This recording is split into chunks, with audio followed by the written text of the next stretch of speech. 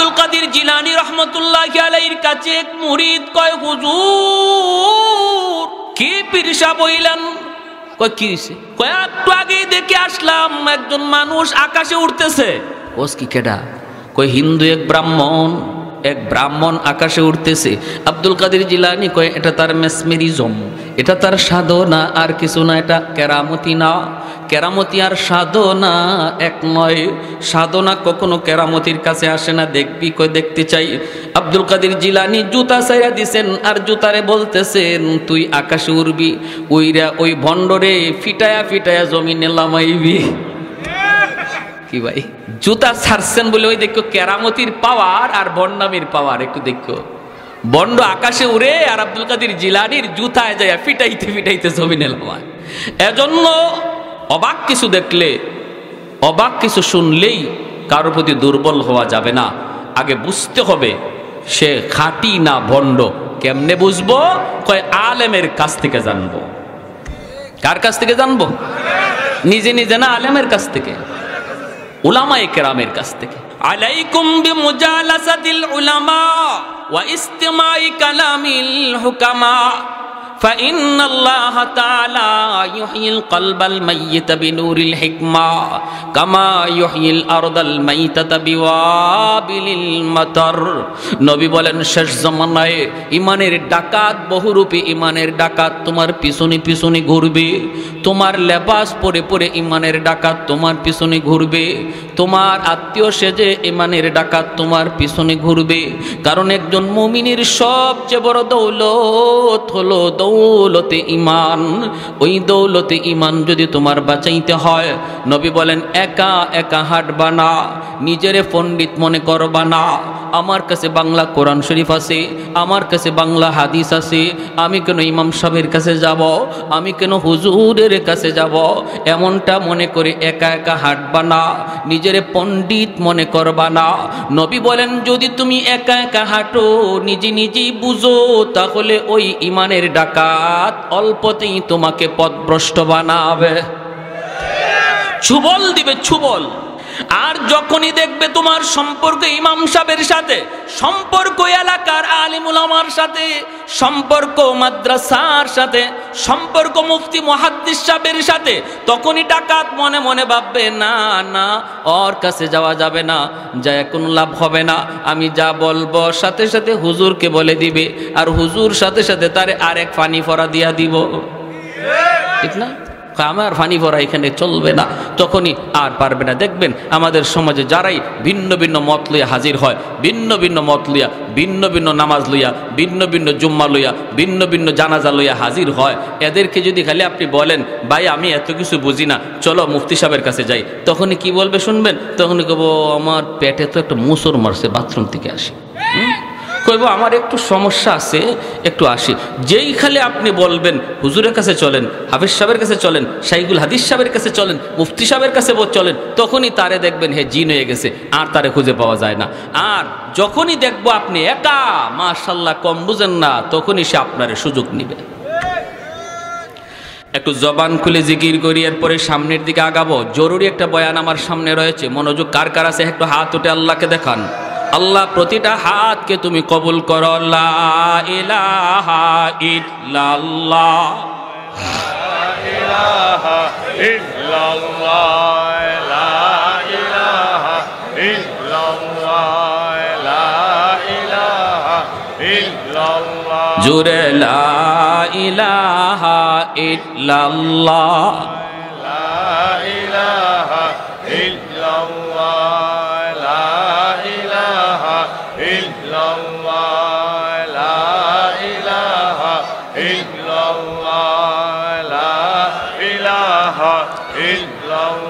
লা ইলাহা ইল্লাল্লাহু মুহাম্মাদুর রাসূলুল্লাহ।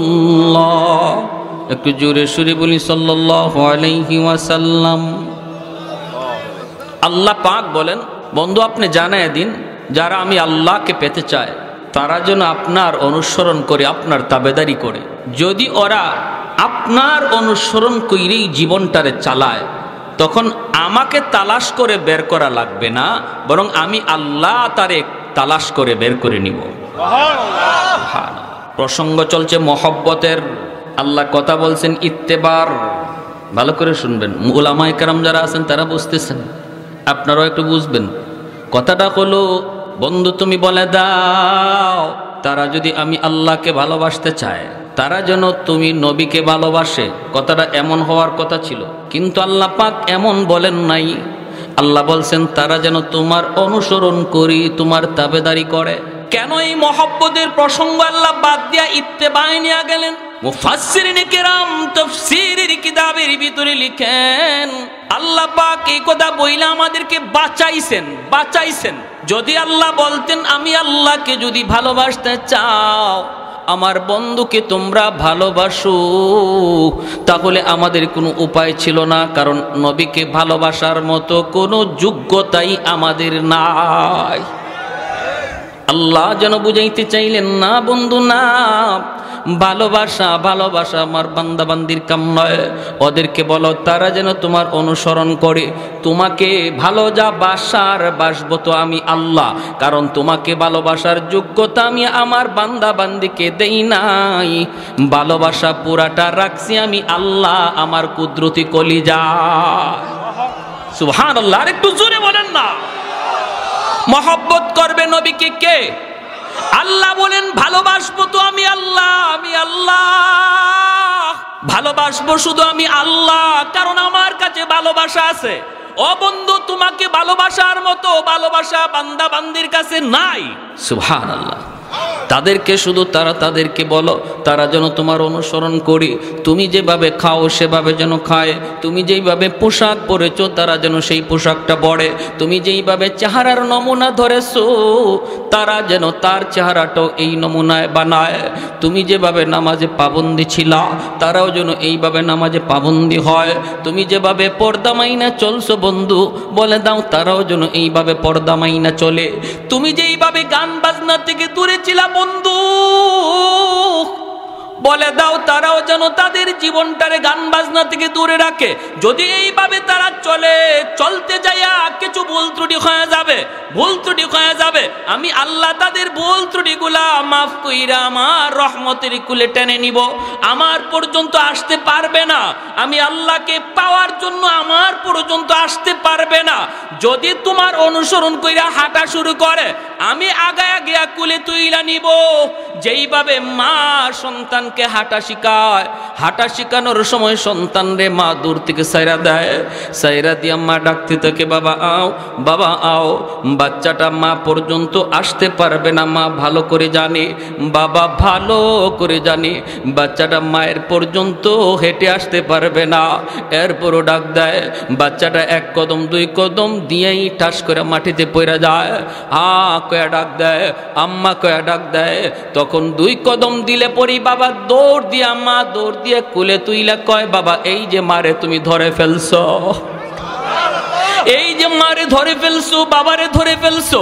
মূলত মা দৌড় দিয়ে আগায় নিছে। আল্লাহ কয় বন্ধু তুমি জানাও, যারা তোমার পথ দইরা তোমার নমুনা দইরা আমি আল্লাহকে পাওয়ার জন্য একটু হাঁটা শুরু করবে, আমার পর্যন্ত আসতে পারবে না, বাকি আমি আল্লাহ আগায়া গিয়া তারে আমার কুলে তুলে নিব। আমি যা তাকে আমার কুলে তুলে নিব। ইউহিব্বুকুমুল্লাহ, আমি আল্লাহ তারে আমার কুলে নিব, আমি তারে ভালোবাসবো। আমার পর্যন্ত আসতে পারবে না, আমি আমার কাছে নিয়ে নিব। ভাইরা সাহাবায়ে কেরাম রাদিয়াল্লাহু তাআলা আনহুম, তারা তো কিছুটা নজির দেখায় গেছেন, কিছুটা নজির। অষ্টম হিজরির একটা মর্মান্তিক ঘটনা আপনাদেরকে শোনাই। আল্লাহর নবী, রহমতের নবী, বিভিন্ন রাষ্ট্রপ্রধানের কাছে তিনি দাওয়াত দিয়ে চিঠি দিতেছেন।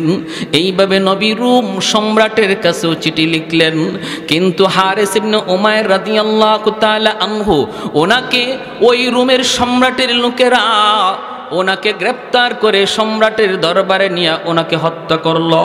নবীর একজন দূত হারিস ইবনে উমাইর রাদিয়াল্লাহু তাআলা আনহু ওনাকে হত্যা করল।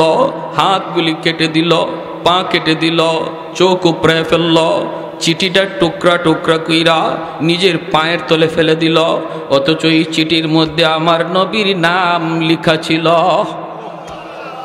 নবীর নাম লেখা ছিল মুহাম্মাদুর রাসূলুল্লাহ। মুহাম্মাদুর রাসূলুল্লাহর পক্ষ থেকে শামের প্রধানের কাছে চিঠি, ইলা আজিজ শাম। সে খেপে গেল। 2 দিনের মুহাম্মদ মাত্র মদিনার রাষ্ট্রনায়ক, এখনই আমার নামের আগে তার নাম, নবীর নাম তার নামের আগে, এটা সহ্য করতে পারল না। সাথে সাথে চিঠিটা ছিঁড়ে নিজের পায়ের নিচে ফেলে দিল। আর নবীর সাহাবী হযরত হারিস ইবনে উমাইর রাদিয়াল্লাহু তাআলা আনহুকে হত্যা করলো, হাত পা গুলি কেটে দিল। আল্লাহর নবী রহমতের নবীর কাছে এই খবর যেই মাত্র নবীর দরবারে আসলো, আমার নবী সইতে পারেন না।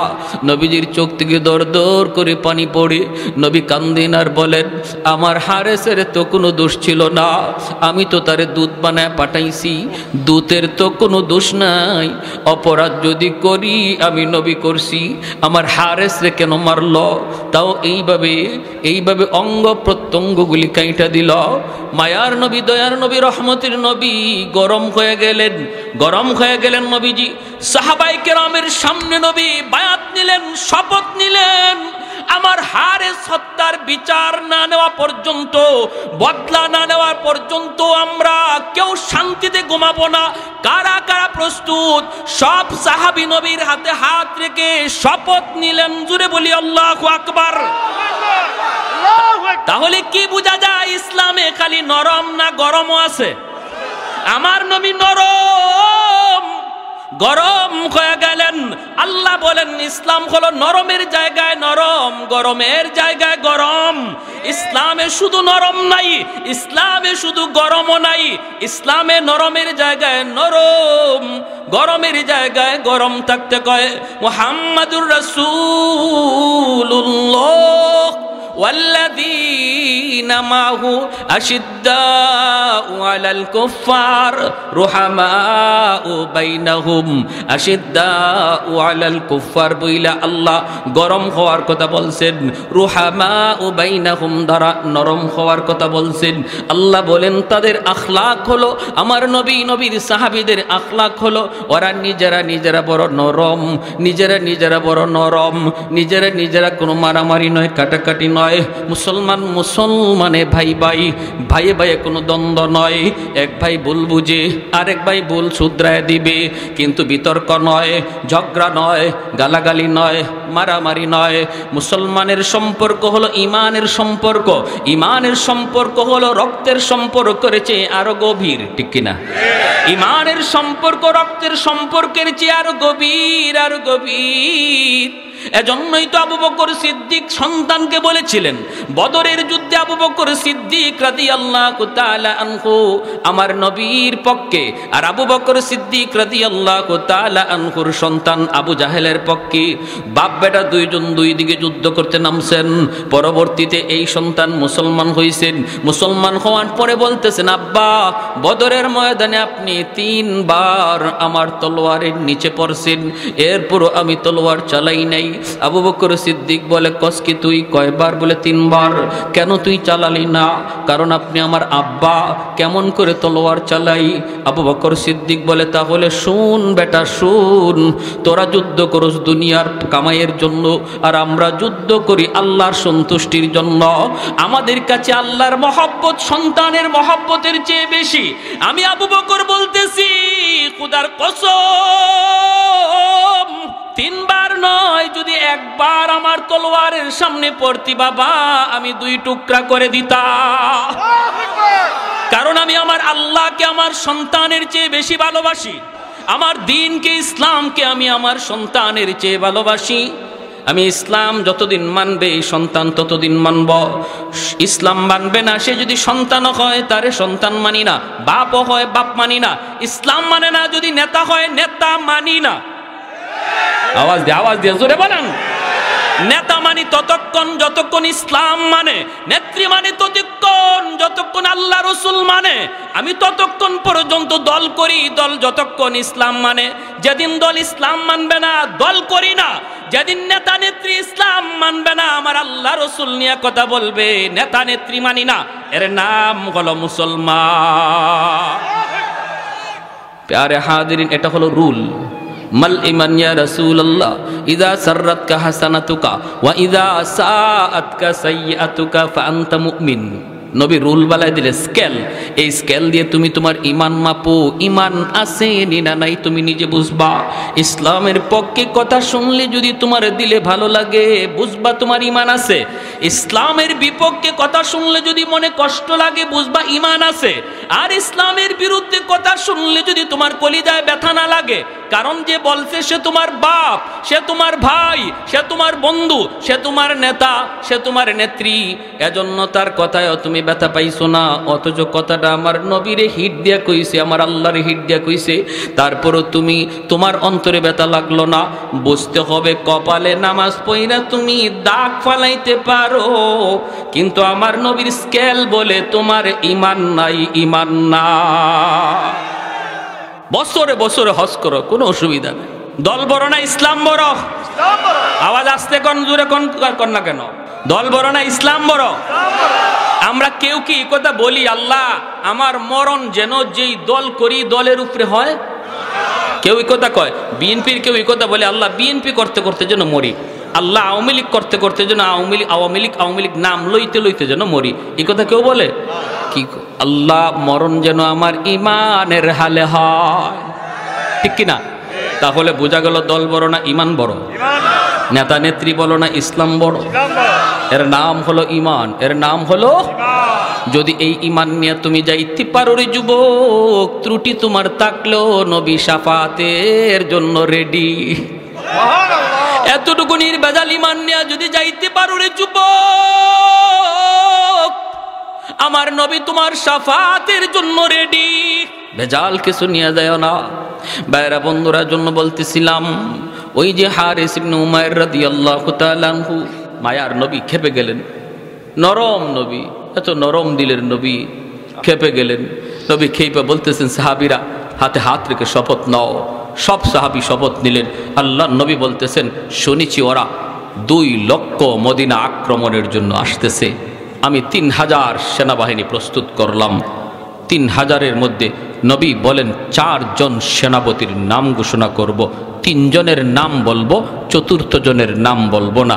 এই 4 জন, যে 3 জনের নাম বলবো, এই 3 জন অবশ্যই যুদ্ধে যাবে, আর বাকিরা মন চাইলে যাইও, না চাইলে আমার বাধা নাই। তবে আমি নবী বলতেছি, আমার আল্লাহ বলেছেন এই যুদ্ধে দুশ্মন 2 লাখ হলেও মুসলমানের বিজয় হবে। ভাইরা বন্ধুরা, আল্লাহ নবী বলেন আজকের যুদ্ধের প্রথম সেনাপতি হবে আমার কলিজার টুকরা সন্তান, নবীজির সন্তান, পালক পুত্র সন্তান যায়েদ ইবনে হারেসা। আমার নবী দয়ার নবীর পালক পুত্র যায়েদ ইবনে হারেসা। নবীজি এই যুদ্ধের সেনাপতি, প্রথম সেনাপতি বানাইলেন। যুদ্ধের নাম হলো জঙ্গে মুতা। ইসলামের ইতিহাসের অনেক বড় এক যুদ্ধ, অনেক বড় এক যুদ্ধ। নবী বলেন, সাহাবীরা রে, আমি তোমাদের সাথে এই যুদ্ধে যেতে পারবো না। আমি মদিনায় থেকে গেলাম, কারণ বিভিন্ন রাষ্ট্রপ্রধানের কাছে চিঠি লিখছি, চিঠি লিখতে হবে, উত্তর আসবে, উত্তর দিতে হবে। আমি তোমাদের সাথে এই যুদ্ধে যেতে পারলাম না। তোমরা যুদ্ধে যাবা, কিন্তু আমি নবী না গেলেও আমার মন দিল তোমাদের সাথে। দেহটা থাকবে মদিনার মসজিদে, দিলটা থাকবে তোমাদের সাথে। আমি মদিনার মসজিদে বসে বসে যুদ্ধের হালচাল দেখবো। আল্লাহু আকবার। মায়ার নবী, দয়ার নবী বলেন আজকের যুদ্ধের প্রথম সেনাপতি আমার সন্তান যায়েদ ইবনে হারেসা। এ নেতা নেত্রীরা একটু ভালো করে শোনো, যারা রাজনীতি করে ভাই একটু শোনো, শোনো, দেখো নেতার আদর্শ দেখো। নেতা যুদ্ধে পাঠাইতেছে সবার আগে নিজের ছেলে, আর আমাদের দেশের নেতা ছেলেরে পড়ায় লন্ডনে, আমেরিকায়, আমার পোলারে পাঠায় যুদ্ধে। কি আপনি আমার ফুলাফানরে পাঠায় পিস্তল দিয়া আর রিভলভার দিয়া, আর তার ফুলারে আমেরিকা পড়ায়।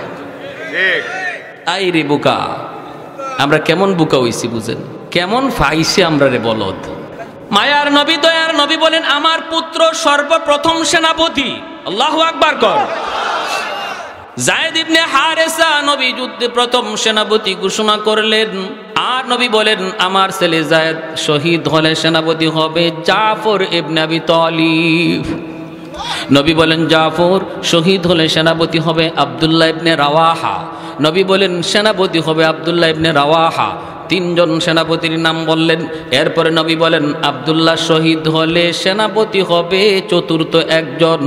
তোমাদের পরামর্শে আমি তার নাম বললাম না, কিন্তু তার হাতেই বিজয় আসবে। আল্লাহু আকবার। সে হবে আল্লাহর তলোয়ার, আল্লাহর তলোয়ার। নবী বলেন সে হবে মালিকের তলোয়ার, নাম উপাধি হলো সাইফুল্লাহ।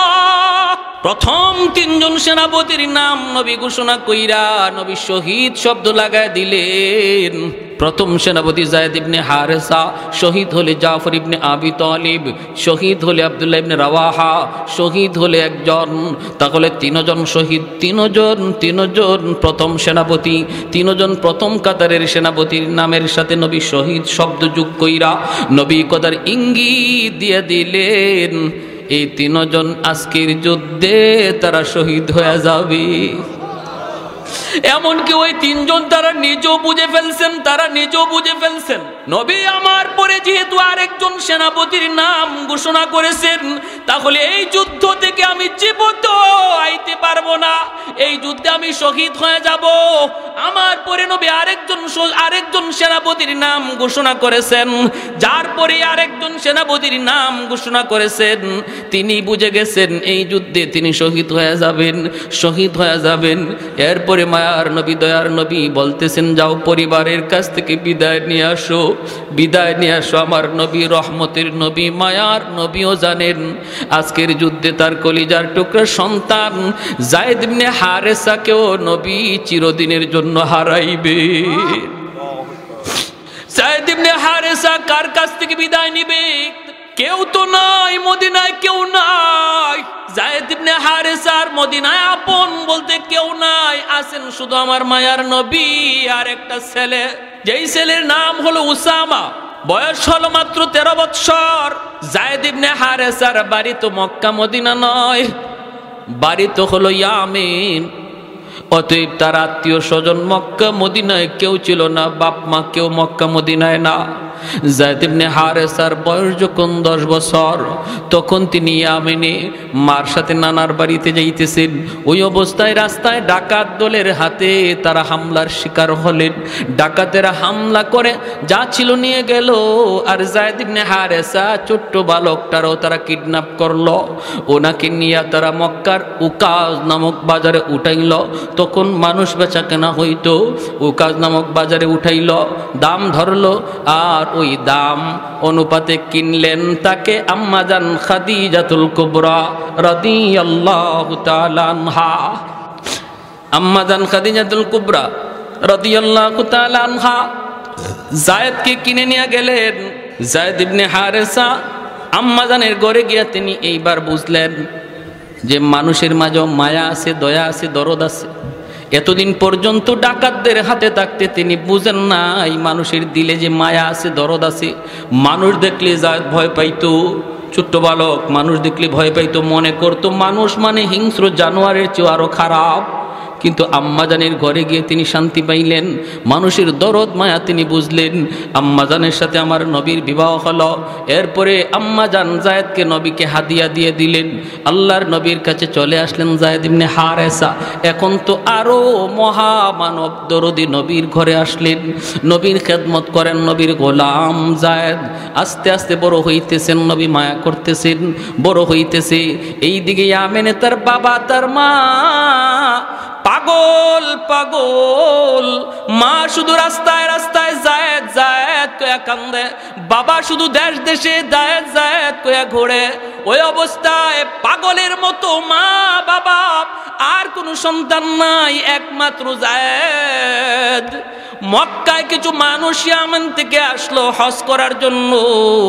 আল্লাহ নবীর সাথে যায়েদকে দেখেই তারা চিনে ফেলেছে, এই ছেলেটা তো আমাদের যায়েদের মতো মনে হয়। যাকে তার মা দীর্ঘদিন আগে হারাইছিল, কয়েক বছর আগে হারাইছে, ডাকাতের হাতে অপহরণ হয়েছে। আমাদের জায়েদেই তো ইয়ামেনের লোকগুলি তারা বাড়িতে যাওয়ার পর জায়েদের আব্বাকে যায় জানাইলো, তোমার সন্তান জায়েদকে আমরা পাইছি বলে। কোথায়? মক্কায় মুহাম্মদের কাছে। যাও তুমি মুহাম্মদের কাছে যাও, মুহাম্মদের গোলাম। কিন্তু আমরা জানি মুহাম্মাদুর রাসূলুল্লাহ বড় নরম দিলের মানুষ। যদি তোমরা যায় বলো আমাদের ছেলেটা ডাকাতের হাতে অপহরণ হয়েছিল, সব কিছু খুলে বলবা, দেখবা মুহাম্মদ তোমাদের সন্তানকে তোমাদের কুলি ফিরাইয়া দিবে।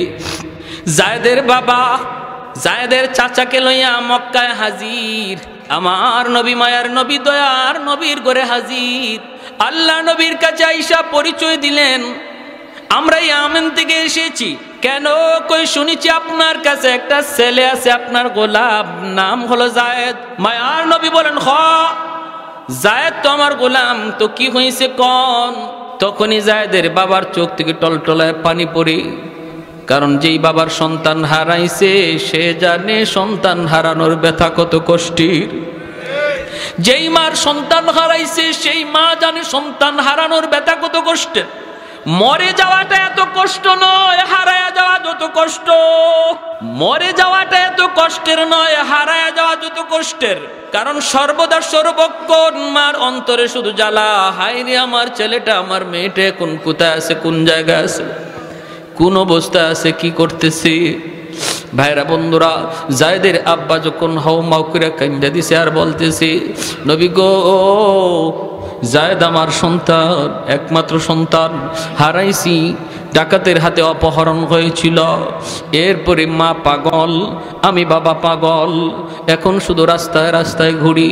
খবর পাইলাম আপনার কাছে, চলে আসলাম। এই যে অনেকগুলি হাদিয়া আনছি, অনেকগুলা স্বর্ণ মুদ্রা নিয়ে আসছি, আমার সন্তানটারে ফিরাইয়া দেন, মার কোলে সন্তানটারে ফিরাইয়া দেন, লাগে আপনি পয়সা নেন।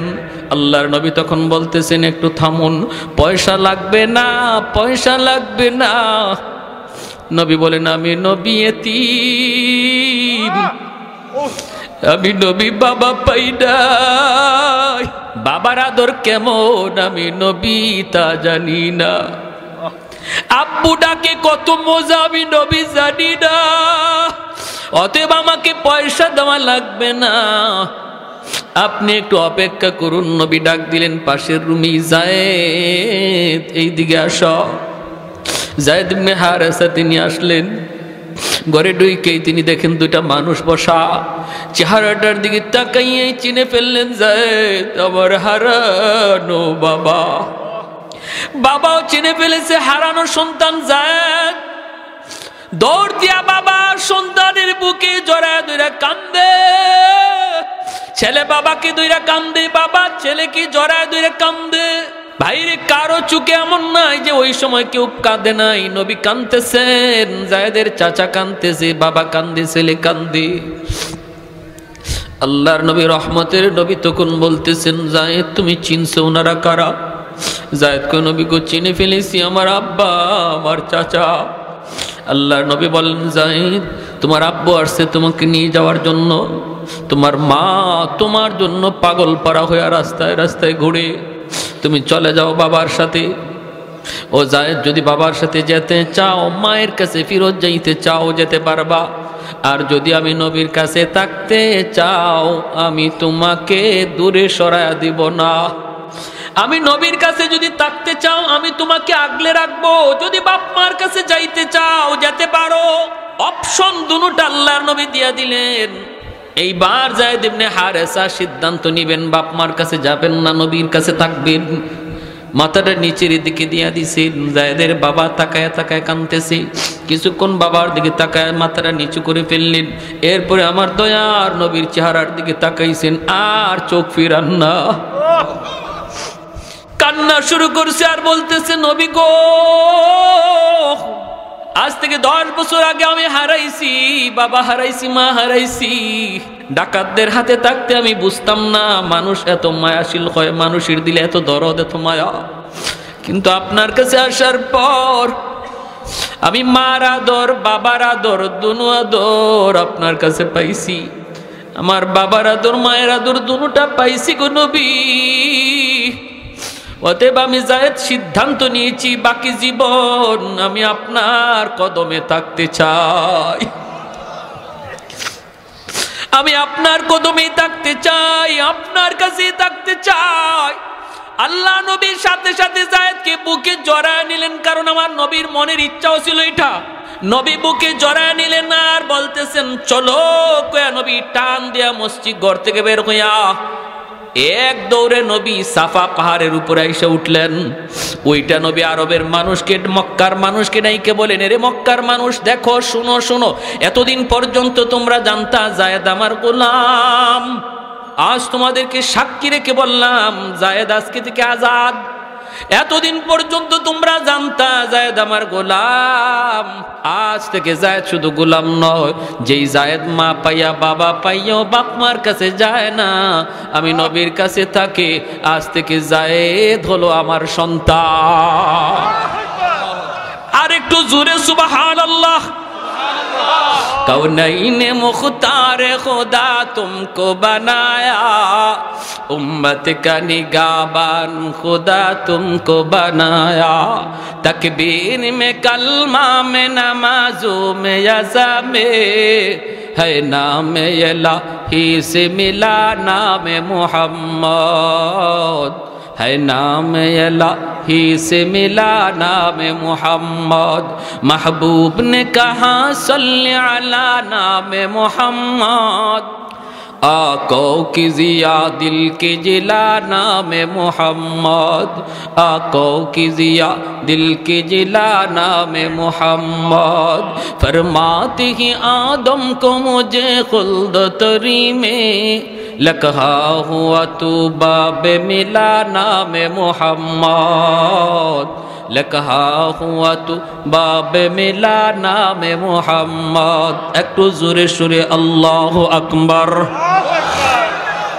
ওই যায়েদ ইবনে হারেসাকে মায়ার নবী যুদ্ধের প্রথম সেনাপতি বানাইলেন। কোন যুদ্ধের প্রথম সেনাপতি বানাইলেন ভাইরা আমার। এরপরে হইল কি, নবী বলতেছেন দ্বিতীয় নম্বর, যায়েদ ইবনে হারেসা নবীর কাছ থেকে বিদায় নিলেন। নবীজির কাছ থেকে বিদায় নিয়ে এইবার আল্লাহর নবীর কাছ থেকে বিদায় নিয়ে ছেলের উসামার কাছে গেলেন।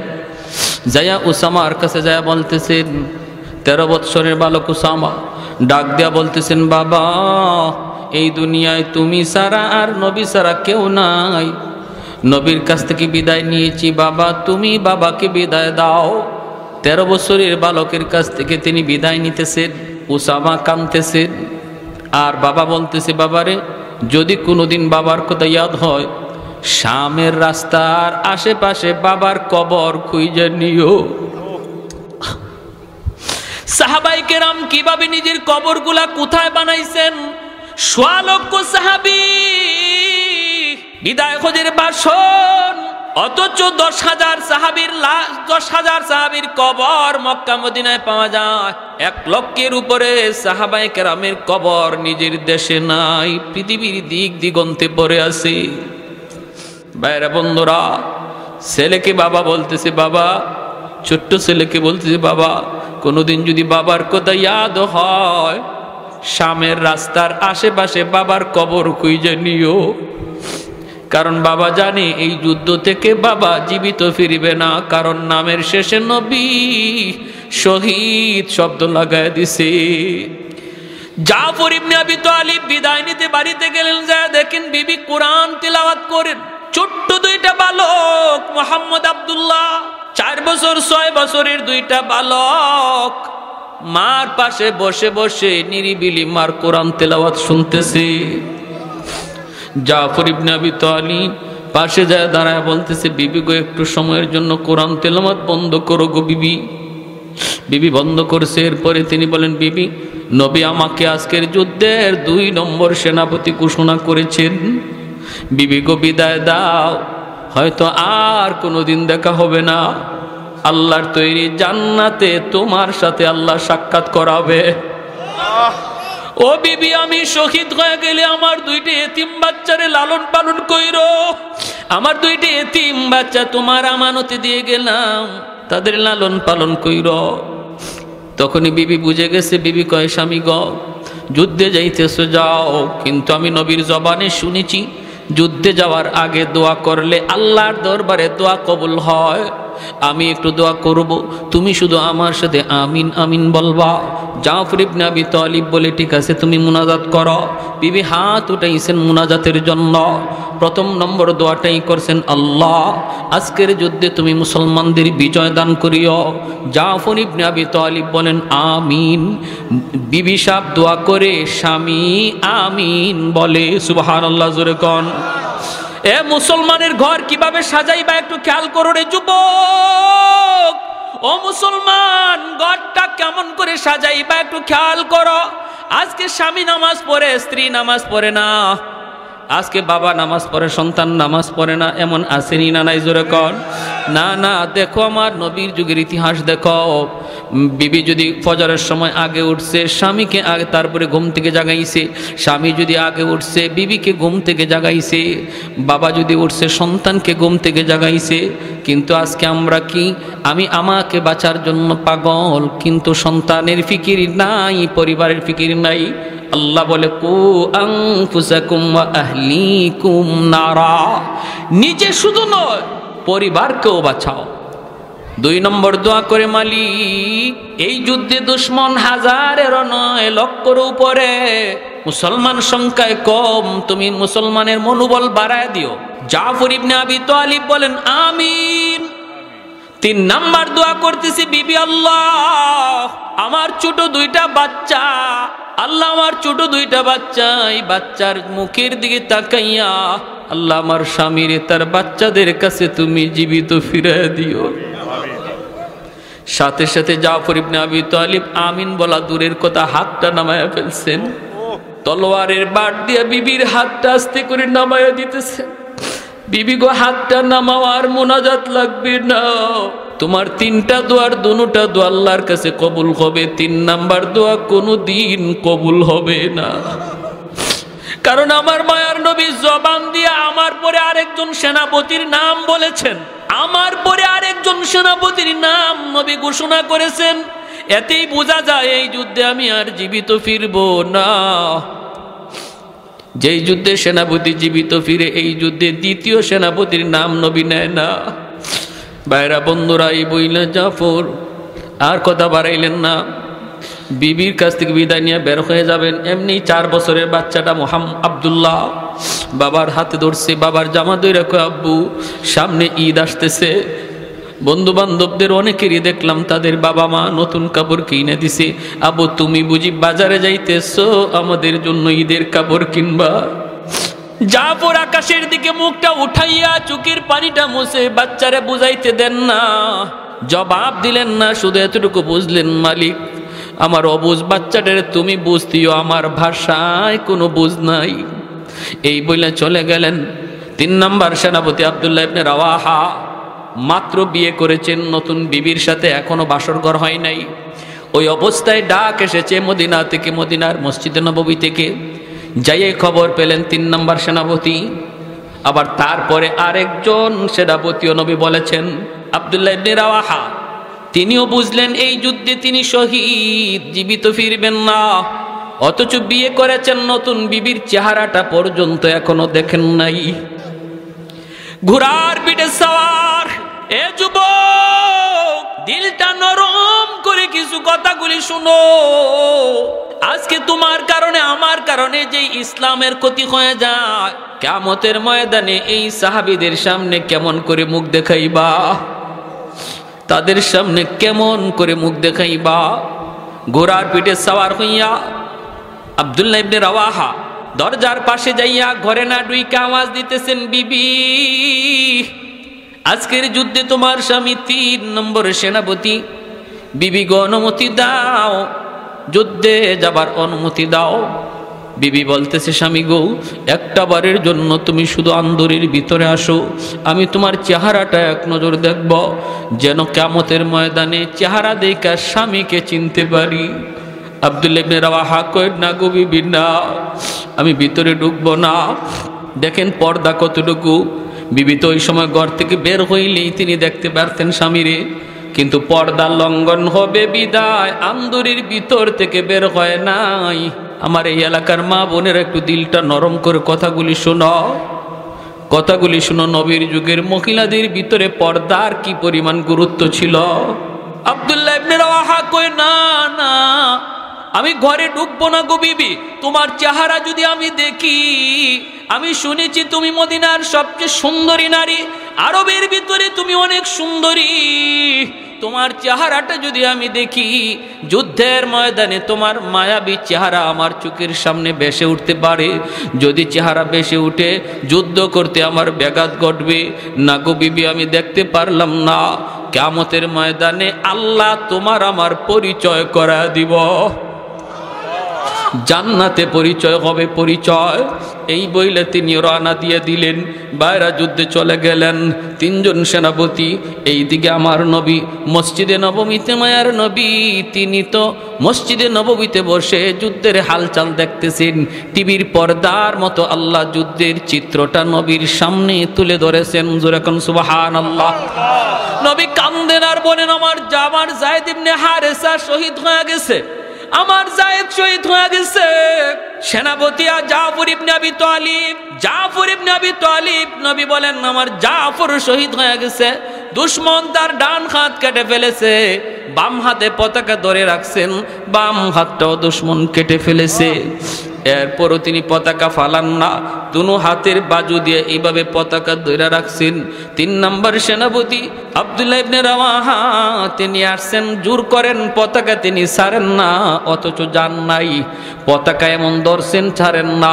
কোন রাওয়ায়াতে আসছে কামড় মাইরা পতাকা ধরে রাখছেন। আব্দুল্লাহ ইবনে রাওয়াহা পতাকা টানতেছেন, কামড় তো ছাড়ে না। এবার তিনি বলতেছেন, জাফর পতাকা অন্য কেউ টানে না, পতাকা টানতেছে আমি আব্দুল্লাহ, যার নাম নবী তোমার পরে সেনাপতি ঘোষণা করছে। বলা মাত্রই কামড়টা ছেড়ে দিয়েছেন, পতাকা হাতে নিছেন, যুদ্ধ করে করে শহীদ হয়ে গেলেন। 4th নম্বর সেনাপতি হলেন খালিদ বিন ওয়ালিদ, যার উপাধি হলো সাইফুল্লাহ। সুবহানাল্লাহ, জোরে বলেন। সেই খালিদ বিন ওয়ালিদের হাতে ইসলামের বিজয় আসলো। কিভাবে আসলো? কম কথা শেষ করে দিব, শুধু একটা আবদার আপনাদের কাছে, এতটুকু ত্যাগ, এতটুকু কোরবানি যে সাহাবায়ে কেরাম দ্বীনের জন্য করছেন, আমাদেরও কিছু কোরবানির যদি সময় আসে, প্রয়োজন পড়ে, কারা কারা প্রস্তুত আছে? আল্লাহ তুমি প্রতিটা হাতকে কবুল করে একটা নারায় লাগান।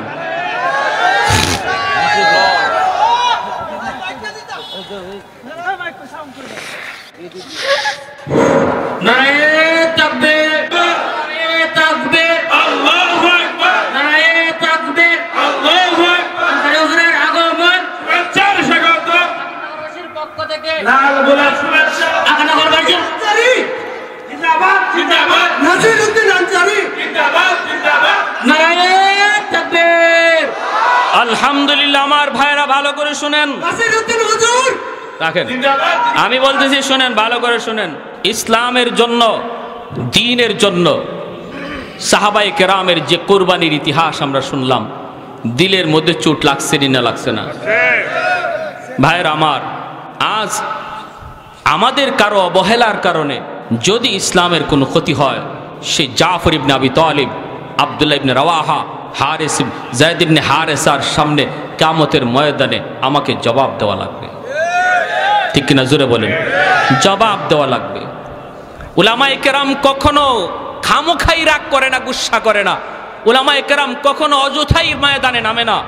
উলামায়ে কেরাম নবীর হাদিস পড়ানোতে নিয়ে আসছে, উলামায়ে কেরাম দ্বীনের কাজে ব্যস্ত আছে, উলামায়ে কেরাম দ্বীন নিয়ে ব্যস্ত। কিন্তু যদি কখনো উলামায়ে কেরাম ময়দানে নামে, বুঝতে হবে এটা সবার ইমানি দায়িত্ব। আরে হাজিরিন, আমরা বলি তোমরা তোমাদের দায়িত্ব চালাও, তোমরা তোমাদের পদে আসো, আমাদের কোনো মাথা ব্যথা নাই। তুমি মেজরগিরি করো, তুমি ডাক্তারি করো, তুমি ইঞ্জিনিয়ারি করো, তোমাদের বিষয় নিয়ে আমাদের কোনো মাথা ব্যথা নাই। কোনো আলেম মেজরের সাথে টক্কর দিতে যায়ও না, কোনো ডাক্তারের সাথে কোনো আলেম ডাক্তারি বিদ্যা নিয়ে তর্কতে যায়ও না, কোনো ইঞ্জিনিয়ারের সাথে কোনো আলেম টক্করে যায়ও না। তুমি কেন আলেমদের সাথে টক্কর দিতে আসো?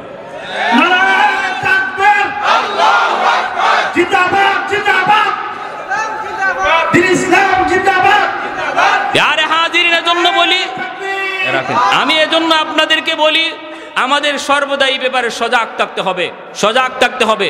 ফন্ডিতি করো, যার যার বিষয় লইয়া ফন্ডিতি করো, আরেকজনের বিষয়ে ফন্ডিতি দেখায়ও না। এটা অনধিকার চর্চা, অনধিকার চর্চা। আর আমরা উলামায়ে কেরাম যারা আছি, আমরা যারা উলামায়ে কেরাম ভক্ত আছি, আপনাদের কাছে আমার অনুরোধ, আমাদের মাঝে দ্বন্দ্ব যেন না থাকে, দূরত্ব যেন না থাকে। সামান্য কিছু ভুল ত্রুটি, সামান্য কিছু বিভেদ, এটাকে বড় আকারে না করি। কারণ আজকে আমাদের ভিতরে, আলেমদের ভিতরে কোনো ওয়াইজের বিরুদ্ধে কথা বলতে যায়া যদি আমরা সেটা পাবলিক প্লেসে বলি, তখন নাস্তিকরা সুযোগ পায়, ঠিক কিনা জোরে এখন? ইসলাম বিরোধীরা সুযোগ পায়। কে বিদাতি, কে কৌমি, কে ওয়াহাবি, কে আলিয়া, কে লম্বা টুপি, কে গোল টুপি, এই সমস্ত জিনিস বাদ দেন আল্লাহর দোহাই। কারণ সমস্ত দুশ্মন এক, আমরা কেন এক হতে পারবো না? আওয়াজ দিয়া বলেন ঠিক কিনা? ছোটখাটো বিষয় নিয়ে আমরা একজনে আরেকজনের মন্দ বলি, আর অন্যদিকে দুশ্মন হাসে, দুশ্মন হাসে। দুশ্মনের হাসি খোরাক বন্ধ করুন, দুশ্মনদের হাসির খোরাক বন্ধ করুন। এখনো সময় আছে, বোঝার চেষ্টা করুন। রুহামা উবাইনাহুম, আল্লাহ বলে নিজেদের ভিতরে রহম করো, নিজেদের ভিতরে দয়া করো, নিজেদের ভিতরে ছাড় দেওয়ার মন মানসিকতা তৈরি করো। না, এক ভাই ভুল বলেছে, সেটাকে শুধরানোর ব্যবস্থা রয়েছে। সাধারণ মানুষের সামনে কটাক্ষ নয়, গালি নয়, ফতুয়াবাজি নয়, বন্ধ করো সব ফতুয়াবাজি। এক প্ল্যাটফর্মে চলে আসো। বাংলাদেশ ইসলামী জাগরণের সম্ভাবনাময় এক দেশ। এখনো যদি উলামায়ে কেরাম এক হয়ে যায় আর আলেম বক্ত পাবলিক এক হয়ে যায়, মাথা তোলার সাহস কোনো বেঈমানের নাই।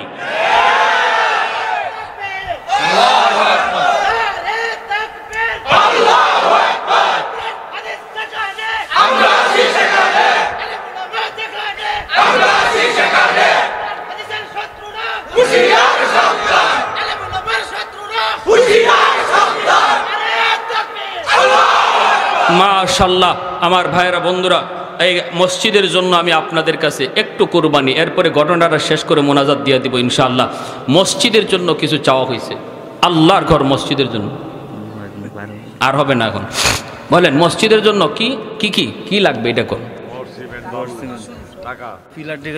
মসজিদের জন্য নালানাকুনান্না মিনাল খাসিরিন রব্বিরহামহুমা কামা রব্বায়ানি সগীরা রব্বিরহামহুমা কামা রব্বায়ানা সগীরা। রব্বুল আলামিন, একটু মায়ার নজরে, কুদরতি নজরে একটু তাকায় দেখো, তোমার বান্দারা বসে বসে তোমার কথা, তোমার হাবিবের কথা, সাহাবায়ে কেরামের কথা শুনতেছে। আমলখানা যদি পছন্দনীয় হয়, এর উসিলায় আমাদের জীবনের সব গুনাহ খাতাগুলি মাফ করিয়া দাও। আয় আল্লাহ, যারা হাত বাড়াইছি মালিক, জানি না গো মালিক, কার হায়াত কতদিন দুনিয়ায় বাকি আছে। কত যুবক ঘর থেকে বের হয় আর ঘরে ফিরে না, কত বাবা সন্তানের কাছ থেকে হাসি মুখে ঘর থেকে বের হয়ে যায় আর সন্তানের কাছে ফিরে আসে না। ও মালিক, জানি না আমাদের হায়াত কতদিন কিভাবে তুমি রাখছো। আল্লাহ, বেনামাজি বানায়া তুমি কাউকে মরণ দিও না গো আল্লাহ। কাটি দিলে তওবা করলাম। আল্লাহ, আমাদের সবাইকে পাক্কা নামাজি দিনদার বানায়া দাও। এই এলাকার প্রতিটা যুবককে পাক্কা নামাজি দিনদার বানাও। আয় আল্লাহ, ঘরে ঘরে কোরআন তেলাওয়াতের আমল চালু কইরা দাও। মা বোনদেরকে পর্দা নিশিন দিনদার বানায় দাও। আল্লাহ, যারা হাত বাড়াইছি মালিক, জানি না আমার মতো কার জানি মা দুঃখিনী দুনিয়ায় নাই। যার মা নাই সে জানে মা কত বড় নিয়ামত, যার বাবা নাই সে জানে বাবা কত বড় দৌলত। যার মা সে গো মালিক, ঘরে গিয়া আম্মা কয়া ডাক দেয়, মা দরজা কইলা দেয়। আমার মতো যার মা নাই, আজকে মাসকে মাস, বছরকে বছর মা কয়া ডাক দিতে পারি না। গভীর রাত মাহফিল শেষ হলে পরে মা ফোন দিত, বাজান এখন কোথায় আছো? আল্লাহ, আর কেউ এইভাবে অপেক্ষা করি না, গভীর রাতে যাও দেখতাম মার রুমের এখনো লাইট জ্বলে। ও মালিক, এখনো কত মা সন্তান শহর থেকে রওনা দিছে, শোনার পরে মা দুঃখিনী ঘুমায় না, সারাটা রাত জায়গা জায়গা সন্তানের অপেক্ষা করে। সবাই ঘুমায় গেল, মা ঘুমাইতে পারে না।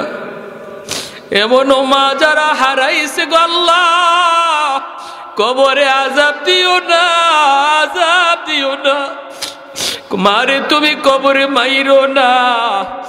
যে মা 10 মাস 10 দিন পেটে রাখলো, শীতের দিনে প্রস্রাব করে বিছানা ভিজায় দিছি, মা ভিজা বিছানায় শুইয়া আমাকে বুকে রাইখা রাতটা কাটায় দিছি। কত রাত মার পেটে তাইকা লাথি মারছি, মা সারা রাত বুয়া বুয়া কান্দে কান্দে কাটাইছে। খাইতেছে মা, আমি পেটে লাথি মারছি, পেটে শুয়া পেটে তাইকা মার খানা বদ্ধ হয়ে গেছে, পাশে রুবে অবাক কাঁদবে। আব্বা জিকে, কি গো তুমি খাইলা না কেন, চলে আসছো, কি হইছে? তখনও মা বাবারে কয় না, তোমার সন্তান আমারে লাথি মারছে। চোখের পানিটা ফেলে কয়, কিছু হয় নাই, তুমি যাও। এমন সন্তান আজকে চোখের পানি জড়াইয়া তোমার দরবারে কান্দে গো মালিক। মারে তুমি কবরে মাইরো না, আযাব দিও না। আল্লাহ তোমার হাবিব বলেছে, সন্তানের চোখের পানির উসিলায় তুমি বাপ মার কবরের আযাব মাফ করো। একটু মায়ের নজরে তাকাও। ওই আগানগর মাহফিলে কত যুবক, কত সন্তান চোখের পানিটা জড়ায় জড়ায় মাল লাগি কাঁদতেছে। ও মাওলাই কারীম, যেই বাবা খাইতে বসছে আমি পাশে যায় দাঁড়াই, বাবা নিজের মুখের লোকমা আমার মুখে তুইলা দিছে। বাবা ঘর বানায় দিয়া গেল, আমার মাথার উপরে লাইট জ্বলে, ফ্যান ঘুরে, কিন্তু বাবা যেই ঘরে শুয়ে আছে আলো নাই, বাতাস নাই, কীট পতঙ্গের ঘর, সাপ বিচ্ছুর ঘর, একাকী থাকার ঘর, অন্ধকার ঘর।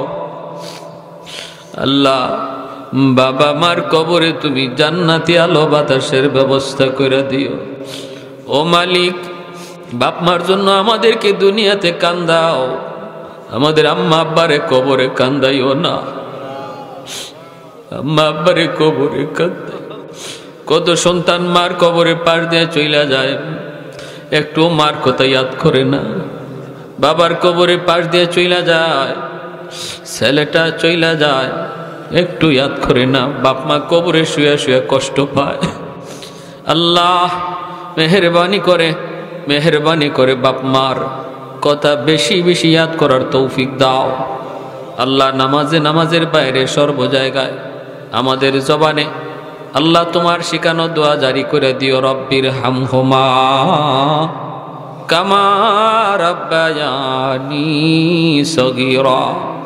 আদরের দাদা দাদি নানা নানি শ্বশুর শাশুড়ি বিবি বাচ্চা ভাই বোন কত মায়ার মানুষগুলি নিজের হাতে কবরে রাখছি গো মালিক, যাদের হাসি মুখের চেহারা এখনো চোখের সামনে ভাসে, যারা একদিন এই ঘরে ঘুমাইতো, এই রাস্তা দিয়ে হাঁটতো, এই মসজিদে সাজদা দিত, তারা আজ কোথায় গেল, কোথায় রইল, কিভাবে রইল আল্লাহ তুমি ছাড়া কেউ জানে না।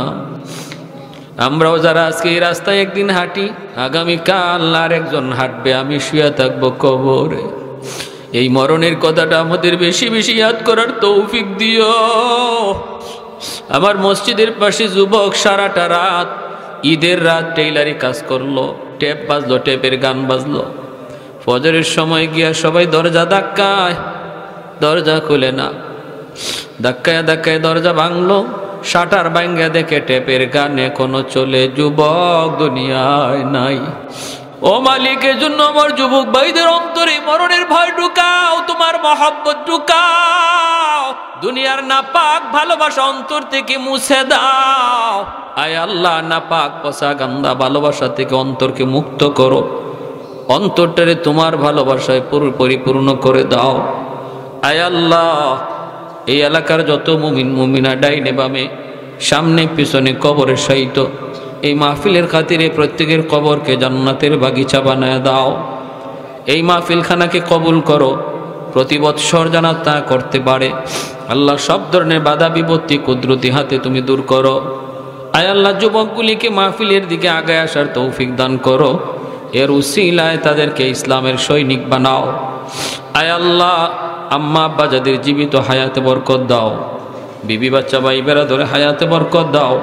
প্রবাসী ভাইয়েরা যারা আছে আল্লাহ প্রবাসে নিরাপদে রাখো, রুজিতে বরকত দাও। আয় আল্লাহ আমাদের সন্তানগুলিকে নেককার দিনদার নামাজি বানাও। তোমার ঘরখানাকে কবুল করো। যারা সাহায্য সহযোগিতা করার ওয়াদা করেছে তৌফিক তুমি দিবা। কেমনে দিবা তুমি জানো। আল্লাহ তুমি দেওয়ার তৌফিক দান কইরো। আল্লাহ ঘরের কাম, তোমার ঘরের কাম কুদরতিভাবে তুমি উঠে নিও। এলাকার প্রতিটা মানুষকে তোমার ঘরের শরীক থাকার তৌফিক দিয়ে দিও। আমার মা বোনদেরকে মাফ করে দাও। আয় আল্লাহ আমার মা বোনদেরকে মাফ করে দাও। তাদেরকে আল্লাহ ওয়ালি বানাও।